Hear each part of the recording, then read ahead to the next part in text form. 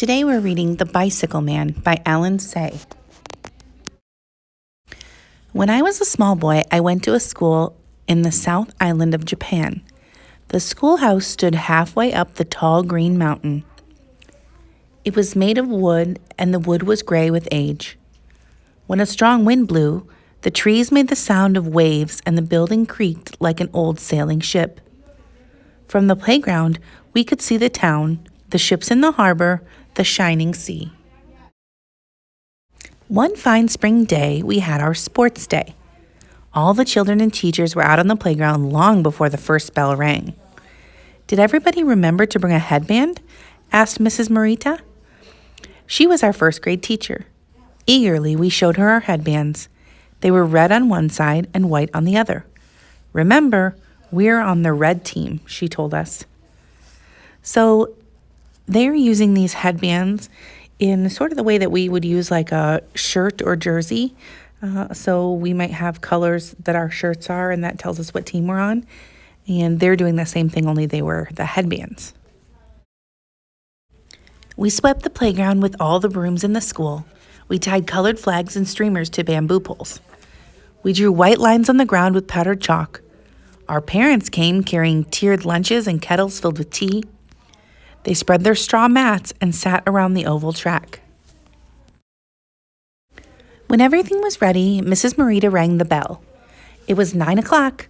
The principal stood on the platform and said, "Parents, children, my fellow teachers, let us remember that we are gathered here in the spirit of sportsmanship. Whether we win or lose, let us enjoy ourselves."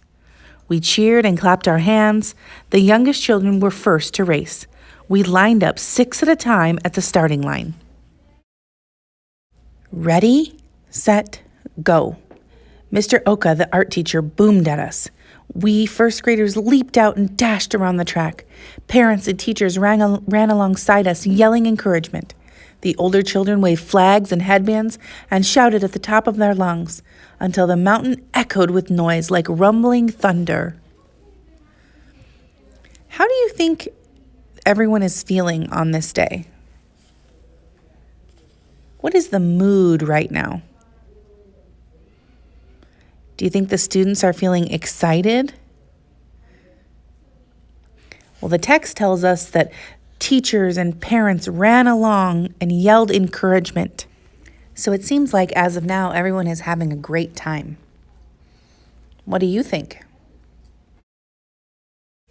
The winners went up to the judges' table and received prizes from the principal. The prizes were wrapped in white paper and tied with gold threads. Inside were oranges and rice cakes and pencils. By the time the 6th graders finished running, it was lunchtime. And that was the best part of sports day. My mother had cooked for 2 days, preparing the good things to eat. The layers of the lacquered boxes held pickled melons, rinds, and egg rolls, spiced rice and fish cakes. There were apples and peaches and sweets of all sorts. Now I'd like you to pause the video.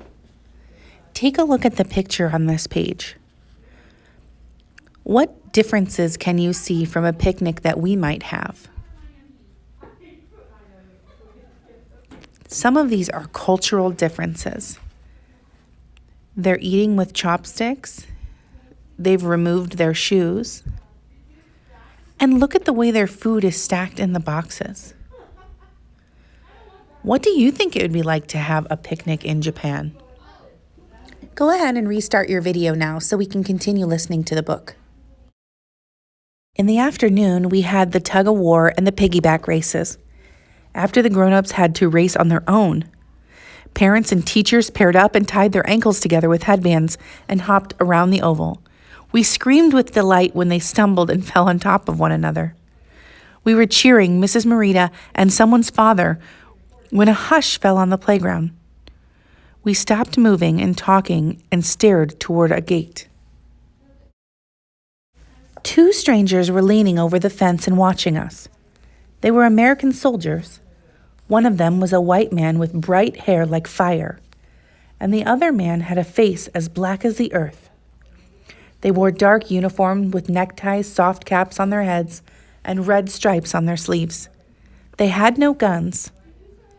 Look how black he is. Look at the red hair, we whispered. The war had been over for only a short while, not even 1 year.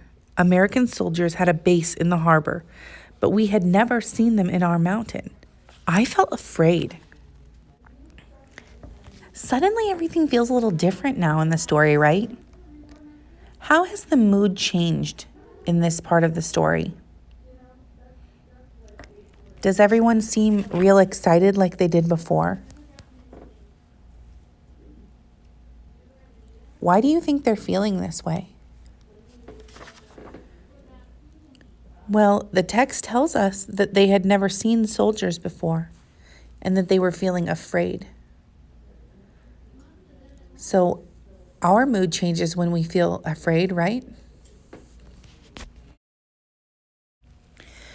The foreigner smiled and waved at us. When the black man cleared the fence and came towards us all, we drew back and stared.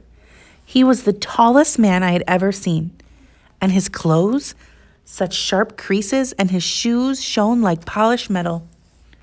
A soldier walked in huge strides towards the school entrance where the principal's bicycle stood. He pointed at the bicycle, turned towards the judge's table. The principal stood up slowly. "He wants the bicycle," someone said. "Maybe he doesn't know what it is." "No, he wants to ride it." The principal walked up to the American and bowed.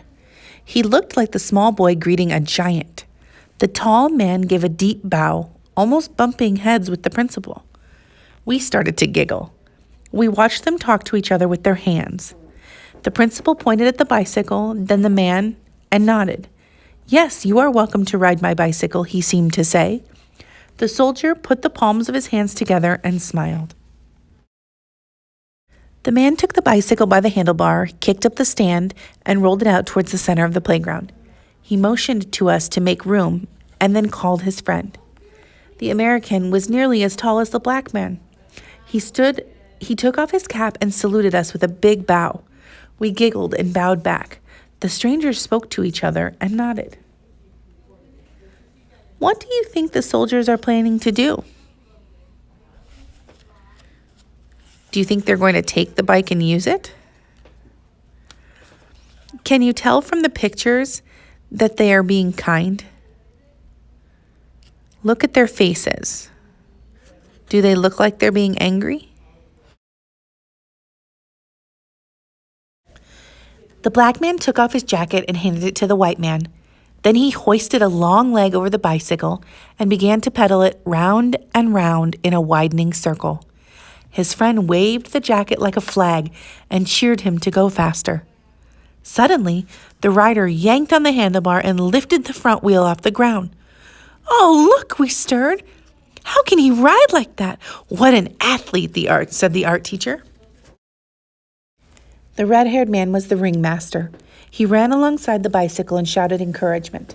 The rider went round and round with only one wheel, zigzag, this way, that way. We were amazed.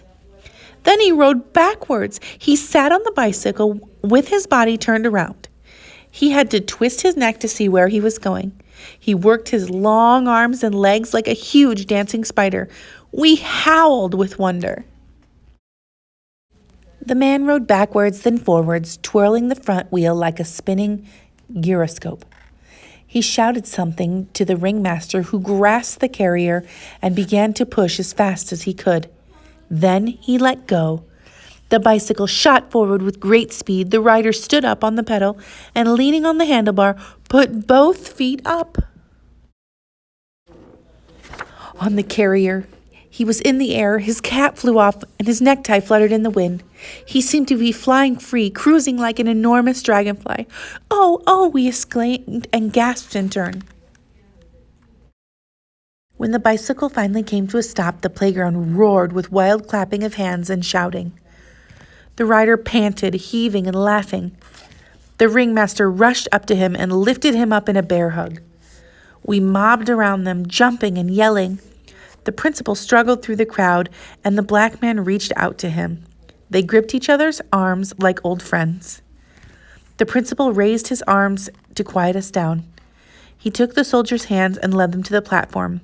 There he whispered something to Mrs. Morita, and she brought him the largest box from the prize table. The principal stood on the platform and held out the box to the Americans. He looked like the emperor awarding a great champion. The bicycle rider received the gift with both hands and lifted it high above his head. Then he turned to the crowd. The principal gave the soldier the biggest prize. Why do you think he did that? Do you think it's because they performed for everyone and brought such joy? How does everyone feel about it? Do you think anyone feels jealous about it? Look at the picture. Look at their faces. They all seem excited for the men, right? I think everyone agrees that they deserve the biggest prize. What do you think? Arigato, arigato, he said. Thank you, thank you. The whole school bowed to him and shouted for joy. The Americans put their caps on and walked out the gate with their prize. They went down the mountain arm in arm, waving and laughing. We followed them with our eyes until they disappeared around the bend in the road. How do you think the school's community's impression of the soldiers changed from the time they arrived until the end of the story?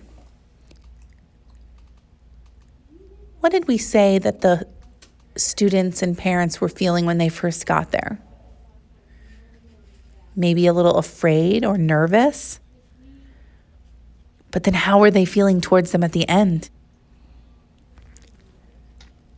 Why do you think Alan Say chose to write this story? Have you ever seen people who are very different come together and do something that they both care about?